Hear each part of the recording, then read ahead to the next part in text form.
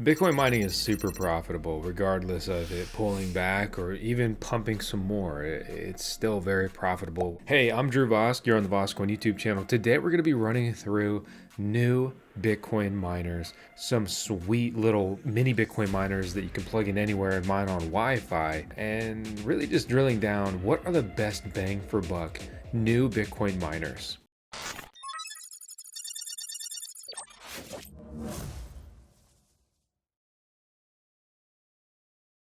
So this is the latest drop, the Canaan Avalon Q, and this was a surprising unit for most people, I believe. It's $1,888 directly from Canaan. This is Coin Mining Central, a reseller that we've worked with for a long time. I don't pay customs when I get miners through them, and we've got code VoskCoin to save some coin. Lately, they've been beating, if not meeting, those manufacturer prices. So 90 terahash a second at 1,674 watts. This is why this is actually pretty cool and pretty crazy. So this device, right, 4 nanometer chips, it's an ASIC miner. That means it's a purpose-built custom computer for mining a specific mining algorithm. Yeah, we're remixing what an ASIC is today. That's an inside joke with the VoskCoin subscribers, the coolest people in the world. Ethernet, Wi-Fi support, 1,700 watts of electricity can be supported on most electricity circuits, right? Check yourself on that one. Quiet, minimum noise level of 45 decibels. Literally described as low key, which is kind of funny what an era we're in. But this is essentially a Bitmain Antminer S19 mining performance, if you will, with a little underclocking and a little modding. You could even run it off of any outlet, like with the Erlac or Altair mod. And it's coming in at a similar price point to a brand new S19. You get them absolutely cheaper used and secondhand stuff like that. I see what this is targeting. It's like, why would you buy an S19, which is old previous generation Bitcoin mining hardware, when you can buy this brand new, got a warranty. They have a repair center in the US, Canaan does now, and you get twice the efficiency. So you'll be spending half as much electricity to get a similar mining performance. We ran this the other day in our spreadsheet. Still haven't been able to get one in yet, but I have it on order, the BitDeer Seal Miner A2. So this is kind of coming from under Bitmain's Bitcoin miner manufacturing umbrella. But this is coming in at a very high bang for buck. 226 terahash a second, reportedly at 3,730 watts. We look at other miners that are being produced right now. The other miner that's really piquing my interest is the S21 Plus. I've talked about this a lot before. In my personal experience, the S21 series has been a bad series of miners. They haven't been all that reliable. I've had to warranty a ton of them. I am no longer immersing them. I've had very bad experiences immersing them. Many other people have as well. And then you'll hear some people say, oh, I've done it and it's fine. You did it wrong. You basically need to put these in what feels like upside down. If you do, put them in, say, like the fog hashing C6 for immersion, which is liquid cooled mining. Got a ton of videos on that stuff from how it runs, setting it up, and everything in between. So check out the channel if that piques your interest. It's very cool. That could be a pun. It's very quiet. That one can't be a pun. But this S21 Plus, I'm very excited to hopefully put the screen on all miners moving forward. It's got the control board top style like the S21 XP and Pros. It looks like it has a fine form factor there, but if you buy these in bulk, which is basically what the after coupon mean, in bulk means like millions of dollars, by the way. These get down towards $3,400 per unit, shipping in Q2. It's definitely interesting. This is a lot of hash for the money. It's pretty decent efficiency, 16.5 joules a terahash or watts per terahash. Our squad here at VoskCoin has built Solo Luck. Super cool, super proud of it. One of these recent miners had 226 terahash. You'd have a 1 in 67 chance to hit a block if you solo mine with that. It's a really fun way to see, should I solo mine? If you're using a little miner like a BitAxe, I'm all about solo mining. We're doing more and more solo mining. I've got a mini miner fleet that I'm solo mining Bitcoin with right now. And yeah, you can come in here and you can see my different devices. I've got all these different ones. So it looks like my top performing miner is this BitAxe Gamma. It's in the stack version. We haven't finished editing and posting that video yet, but you can see my cumulative shares and all this other data. And basically, I'm taking my shot at hitting a Bitcoin block and earning around like $300,000, a little bit below that. at the moment. Bit axes are super cool. They're tiny, they're sweet, they're open source hardware and software. We've posted a bunch of videos on them lately, but if you haven't seen it, it's an incredible way that they're decentralizing Bitcoin mining. It's a very cool effort and initiative. Canaan is absolutely honing in on that interest with their new home series of miners. We talked about the other one earlier, but there's also the Mini 3 that we've gotten and reviewed here on the channel, up to 37.5 terahash a second. I personally run it in the eco mode, but it's a lot of hash for the money. It's an interesting form factor. If you don't like the way miners look, it doesn't look like a miner. Mine's been running fine. There's also the Nano 3S, which is a ton of hash and performance in a small box here. Again, both of these are supporting Wi-Fi. This one's got 6 terahash a second at 140 watts. And then Brains is in this little mini Bitcoin miner equation with the BMM 101. I'll make a video breaking down all these mini miners and the pros and cons of each. The Brains is by far the coolest form factor, nicest display, very quiet, supports Wi-Fi and Ethernet. But just ideally they get their mining power and efficiency up there. It's kind of got like last gen performance, 1 terahash at 40 watts. But they did just talk about how they've got their new open source basic chip, which is their Brains ASIC chip. Thank you to BitDCA for sponsoring today's video. And over the next 2 minutes, I want to share what BitDCA is and their new BDCA token. These new tokens were launched in February 2025. They raised $8 million in funding rounds.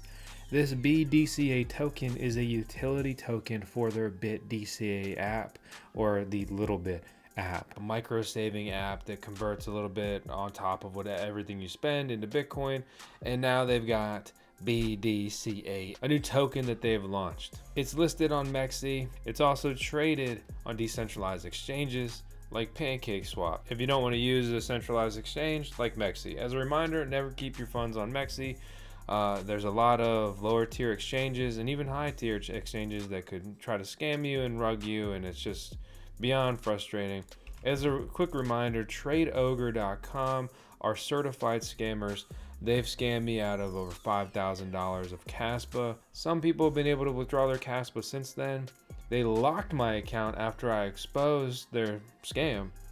And they said that if I don't delete my videos and posts and everything exposing them for being a scam, they won't give me my coins back. Bringing it back to BitDCA and their BDCA token, holders can stake and earn 8% of the transaction fees in this upcoming Little Bit app. You can see their token distribution between community, treasury, partnership, and team. The BDCA token decided to lock the team tokens behind a price target. 1 US and 2 US, two different unlocks there. Also, 93.9% of pre-sale tokens are locked up for 4 years. Learn more about BitDCA and their BDCA token that's recently been listed for trading on the Mexi cryptocurrency exchange with the link out in the video description below. As always, do your own research. This is not an endorsement. If you're looking for what BitX to buy, because there's a bunch of different manufacturers and resellers, I put together a quick article and posted on our Medium blog. And again, I'll make a video comparing everything and some other resources in the future. But Altair is a great option, Power Mining is a great option, and Tiny Chip Hub is another great option. We've gotten all their hardware in. We've had a great experience from ordering to receiving. All of the BitXs have been working great and performing well long term. We got coupon codes to save you some coin at literally all of these, and affiliate links that support the channel. And if you're American, don't be put off by the euros on Power Mining and the fact that they're in Europe. I got my BitX from them from Europe to me here in the US quicker than many places I've ordered from in the USA. They are getting absolutely flooded with volume. They're scaling. And right now, if you order, you'll get it in the second part of March, and they have been hitting all of their deadlines that they've been posting on their site. And I know those guys have been just working long and hard there. So I'll go US. The US dollar trades pretty close to the euro right now anyway, but yeah, these are nice. These are sweet. And then Tiny Chip Hub has been another great option in our experience as well. And they also have the Super Hex, which is super cool. 4.2 terahash a second of open source Bitcoin mining power, 6 ASIC chips. I'd love to see a gamma hex, but these are still incredible as is. 4.2 terahash a second for 90 watts. And again, just supporting open source initiatives there. Very cool. But let's bring it back to full size Bitcoin miners here. I was looking at some of the best bang for buck miners you can grab right now the other day in a different video, and to kind of hone in on that and some of the miners I pulled out of here. Make sure you note these immersion specific models by Bitmain. You need 3-phase electricity. If you've got single phase, it's not going to work out for you.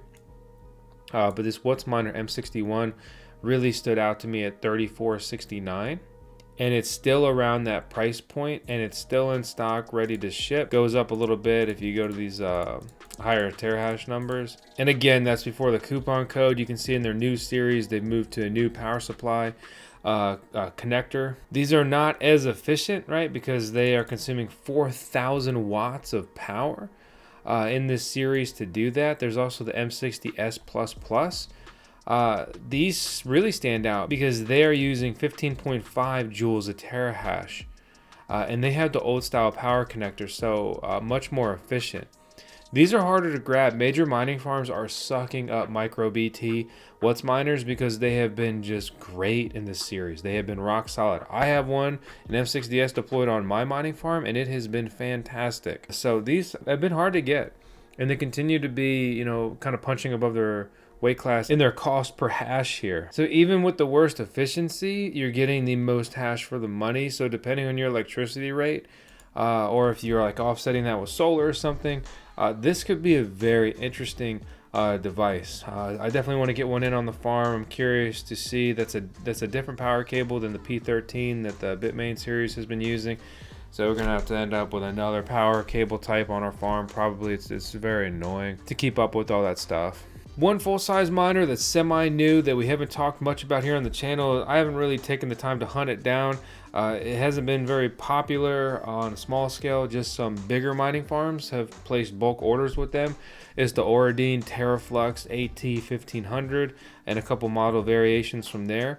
What really stood out with these is that they had this removable fan portion attached to the power supply. If you know Carter, Bits Be Trippin', he deployed a bunch of these on his farm, and he actually set up the AT1500 version, air-cooled, and then also their immersion one, and then also the AT2880, which I believe, to my knowledge at this point, is just their new and standard model. It was incoming when he posted that video, and now it's their new standard. 260 terahash a second. And depending on how you want to run it, 16 to 18 joules a terahash there, and then also a immersion specific version. I love that we're seeing more immersion specific version miners, because depending how they do their heat sinks, this can absolutely increase the performance, but also the longevity of how long these miners will last in immersion fluid. These can be designed in a way where the immersion fluid doesn't potentially erode and wash off and wear out the thermal paste on these miners and chips. Canaan has been putting out like 20 different miner models lately, I swear. And so I just got 3 full-size Bitcoin miners in from Canaan. One of them is the immersion model, which I'm very excited about.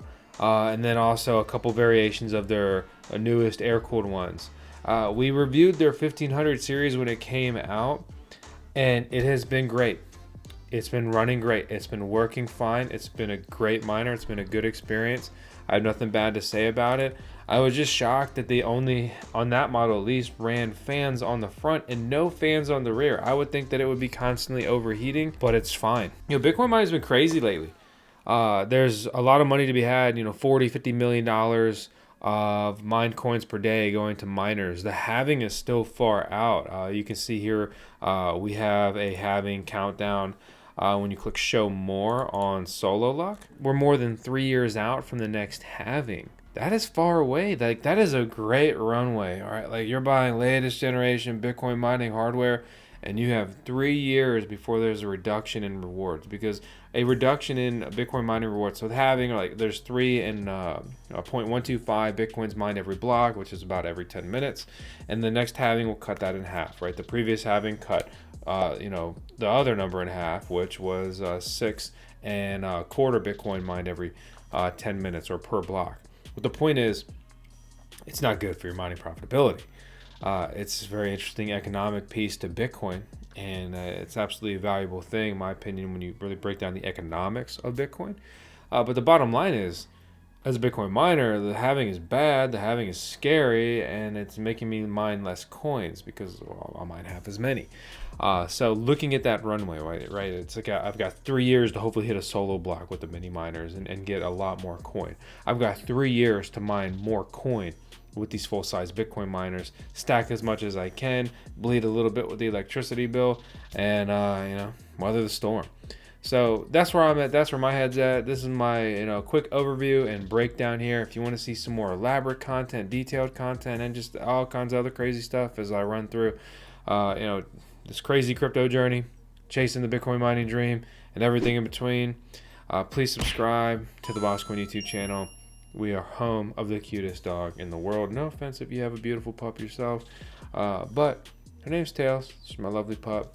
We're in 10 seconds of Tails on every video. She also owns VoskCoin. I'm just the crazy dude that yells at the camera and has to do all the work. Thank you. Goodbye.